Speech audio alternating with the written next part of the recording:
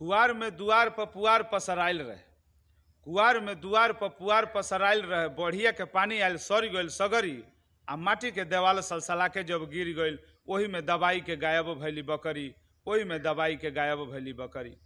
तो गौवा में हाला भइल, सब लोग गाला भइल, गौवा में हाला भइल, सब लोग गाला भइल। पेशी पेशी हाथ लोग खींचे लागल टंगरी, आ केहू कहे जियतिया, केहू कहे मर गई, केहू कहे जियतिया, केहू कहे मर गई। बड़ी भगीमान बाई बढ़िए में तर गई।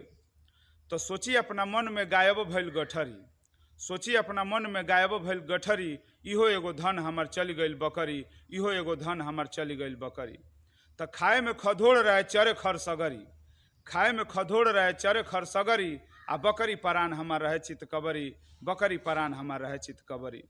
तो चल गईल मर गईल फेर कहाँ आई, चल गईल मर गईल फेर कहाँ आई। आ हम का जानी यही बढ़िए में जाई। तो नीचे भइल हाला के छत पर से ताके, नीचे भइल हाला के छत पर से ताके।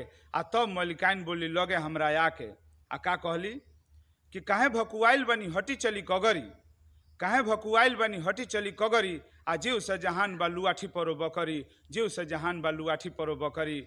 नमस्कार, हमार कविता आप सबके अच्छा लागल हुई तो अधिक से अधिक लाइक सब्सक्राइब शेयर करब। कमेंट में भी जरूर बताइब कि कैसा लागल हो, ताकि यही तरह के गीत कविता के माध्यम से हम आप सबके सेवा करत रही।